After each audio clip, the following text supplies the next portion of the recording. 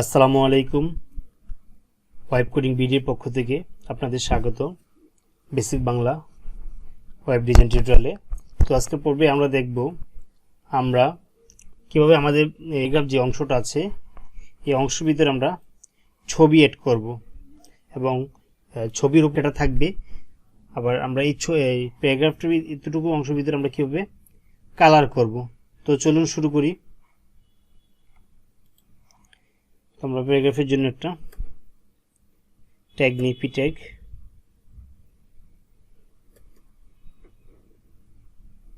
আমরা P K call করলাম, প্যারাগ্রাফের ভিতরে আছে, এই যে পি ট্যাগের ভিতরে এখানে শেষ হয়েছে। আমরা পি দিয়ে কল করব সিএসএস কে। তো এই যে পি ট্যাগটা আমাদের রয়েছে, এইখানে যদি আমরা লিখি ব্যাকগ্রাউন্ড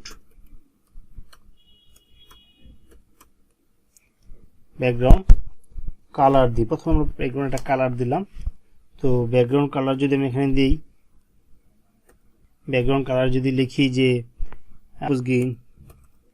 গ্রিন করব, তো আমি গ্রিন দিয়ে আমি যদি সেভ দিয়ে দেবো যে আমাদের এই যে যতটুকু ভিতরে প্যারাগ্রাফ আছে, এই যে যতটুকু ভিতরে প্যারাগ্রাফ আছে এতটুকু কালার আমাদের গ্রিন হয়ে গেছে। এখন যদি আমি রিফ্রেশ করে দেবো যে এতটুকু কালার গ্রিন হয়ে গেছে। শুধু এটা কালার নাম লিখলেই হবে তা না, আমরা এখানে যদি আমরা কালার কোডও ব্যবহার করি, ধরেন কালার কোড ব্যবহার করলাম। এখানে যদি আমি লিখি এই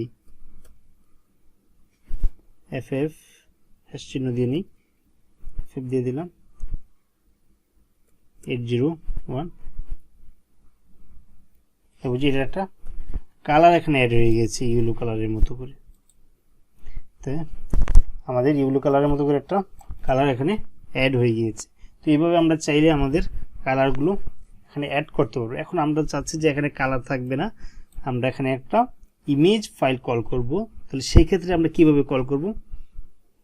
সেক্ষেত্রে ব্যাকগ্রাউন্ড জাস্ট আমরা এটাকে মুছে দিই। আমরা এখানে লিখলাম ব্যাকগ্রাউন্ড, এই যে ব্যাকগ্রাউন্ড ইমেজ লিখবো। তো ব্যাকগ্রাউন্ড ইমেজ আসার পরে আমরা এখানে ক্লোন দিব, ক্লোন দিয়ে আমরা ইউআরএল লিখবো, ইউআরএল, দেন আমরা লিখবো ফার্স্ট ব্র্যাকেট। হ্যাঁ, ফার্স্ট ব্র্যাকেটের ভিতরে আমি ডাবল কোটেশন দিব। ডাবল কোটেশনের ভিতরে আমাদের যে ফাইলটা আছে, তো আমাদের ফাইলটা কোথায় আছে? আমাদের ফাইলটা আছে এই যে আমাদের root file image basic HTML এর সাথে ইমেজ ফোল্ডারটা। তো আমরা লিখবো, আমরা কল করব ইমেজকে, এখানে আছে ইমেজ, দেন স্লেশ দেব। এখন আমরা যেই নামে আমাদের ছবিটা আছে, আমাদের ইমেজটা আছে, আমরা ওই নামে এখানে কল করে দেবো। লিখবো মহসিন .jpg। তো দেখবো যে এই ইমেজটা এখানে চলে আসছে। তো আমরা যদি আমাদের ব্রাউজারটাকে রিফ্রেশ করি, তো দেখবো যে এখানে কয়েকটি ইমেজ এখানে চলে আসছে, আমাদের ইমেজটা এখানে চলে আসছে। তো এইভাবে আমরা চাইলে আমাদের প্যারাগ্রাফের ভিতরে আমরা আমাদের ইমেজকে কল করতে পারবো। তো এছাড়াও যদি আমি যদি চাই যে আমার এই পুরো ব্যাকগ্রাউন্ডটা, পেজের যে পুরো ব্যাকগ্রাউন্ডটা আছে, ব্যাকগ্রাউন্ডের ভিতরে আমরা একটা ইমেজ কল করবো এবং কালার যে কোনো একটা ব্যাকগ্রাউন্ড কালার দিব, সেই ক্ষেত্রে আমরা কিভাবে কোড করব চলুন দেখি। তো এটা প্যারাগ্রাফ যেহেতু আমাদের দরকার নেই, এটা আমরা মুছে দিই, সেভ করে দিলাম। এখন দেখবো যে আমাদের এখানে কোনো ডিজাইনই কাজ করছে না, কিছুই নেই, তো শুধু প্যারাগ্রাফটাই আছে। তো এই ক্ষেত্রে আমরা আমাদের তো এই যে আমরা কালারটা করব, আমরা এখানে কালার করব, কিসে কালার করব? তো দেখেন আমাদের এখানে যদি HTML কোডটা দেখি, তাহলে দেখবো যে এই পুরোটা, যেহেতু আমরা বলছি পুরোটা কালার করবো, তাহলে এই যে বডি আমরা যা লিখি, এই বডির ভিতরে কিন্তু আমাদের সব লেখা হয় সম্পূর্ণটা। তাহলে আমরা এখানে কল করব বডিকে, BODY। তো আমরা এই বডিকে এখান থেকে কল করব। তো বডিকে কল করার পর এখানে দিব সেকেন্ড ব্র্যাকেট দেওয়ার পর, তো আমরা যেহেতু পুরো বডিটাকে কালার করব, তাহলে আমরা লিখব ব্যাকগ্রাউন্ড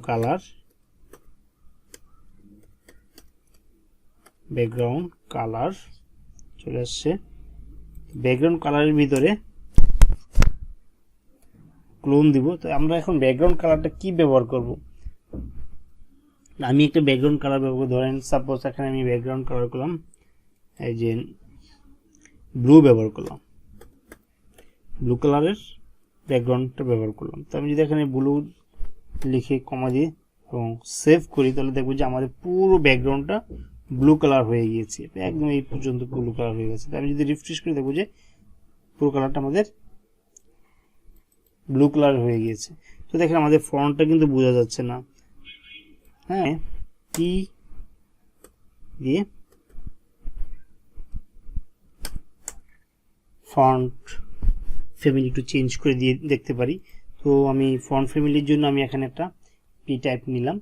সো এখানে আমি যদি লিখি ফন্ট সাইজটা আমরা একটু বাড়িয়ে দিই। ফন্ট সাইজটা দিয়ে দিলাম এখানে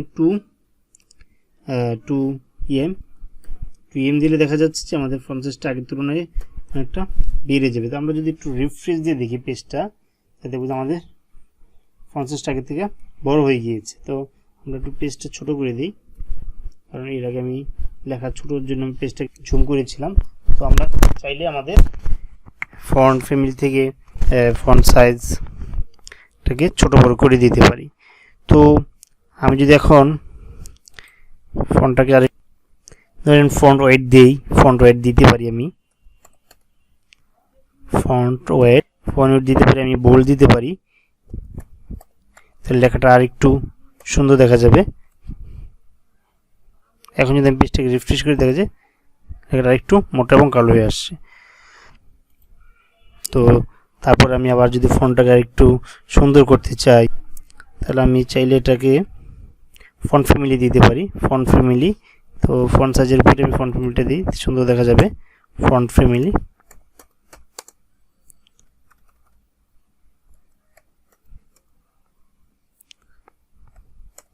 ফন্ট ফ্যামিলি দিলাম, এরিয়াল দিলাম, ফন্ট ফ্যামিলি আমি এরিয়াল দিলাম। এবং আমি যদি সেভ করি দেখা যাবে আমাদের ফন্ট ফ্যামিলিটা আগে যে ফন্ট ছিল সেটা চেঞ্জ এরিয়ালে আসছে। তো এটা আগে আমাদের ফন্ট ছিল, তো আমি যদি রিফ্রেশ করে দেখবো যে আমাদের ফন্টটা চেঞ্জ হয়ে এরিয়ালে চলে এসেছে। তো ওই কালারটা আমার কাছে সুন্দর লাগছে না, তো আমরা চাইলে কালারটাকে একটু চেঞ্জ করে দিতে পারি। ব্যাকগ্রাউন্ড যে কালারটা আছে, তো এটাকে আমরা অন্য একটা কালার দিই।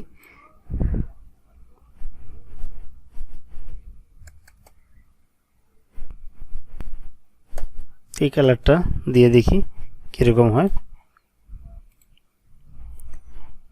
তো এটা ইয়েলো কালারের ভিতরে মোটামুটি এখানে লেখার একটু বোঝা যাচ্ছে।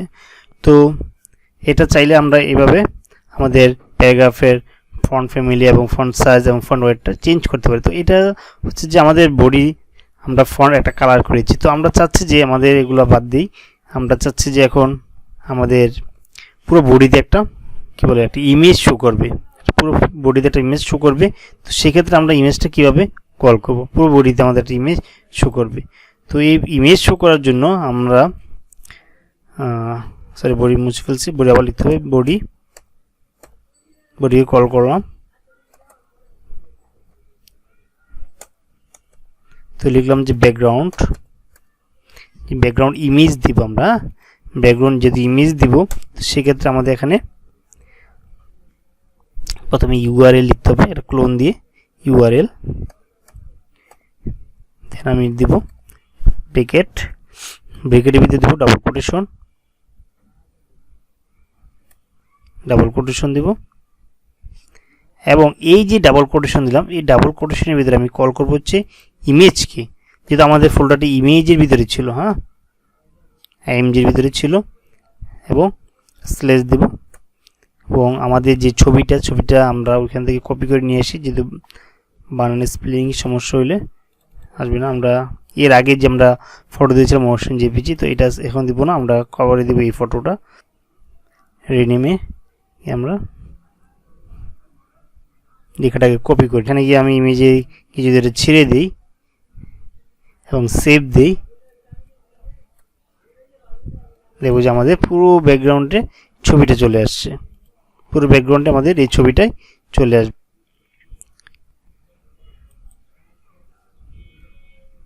এখন যদি আমি সেভ করি দেখো পুরো ইমেজটাতে আমাদের ছবিটা চলে আসছে। তো এটা ছিল আমাদের সম্পূর্ণ ইমেজটা ছিল। তো আমরা চাইলে এইভাবে আমাদের ইমেজ চেঞ্জ করতে পারি, আমাদের কালার চেঞ্জ করতে পারি, এবং আমরা আমাদের ইচ্ছে মতো ব্যাকগ্রাউন্ড সব কিছু চেঞ্জ করতে পারি। তো আমি জাস্ট দেখাইলাম, আপনার বাসায় চেষ্টা করবেন আরও সুন্দর করে করবেন এবং টিউটোরিয়াল করে আপনারা কোডগুলো করবেন, তাহলে দেখা যাবে যে আপনারা আরও সুন্দর করে কাজগুলো করতে পারছেন। তো আজকে টিউটোরিয়াল এই পর্যন্তই। যদি আমার টিউটোরিয়ালটি আপনাদের ভালো লাগে অবশ্যই লাইক কমেন্ট শেয়ার করবেন। ধন্যবাদ সকলকে এবং আমার চ্যানেলটাকে সাবস্ক্রাইব করবেন। আল্লাহ হাফেজ।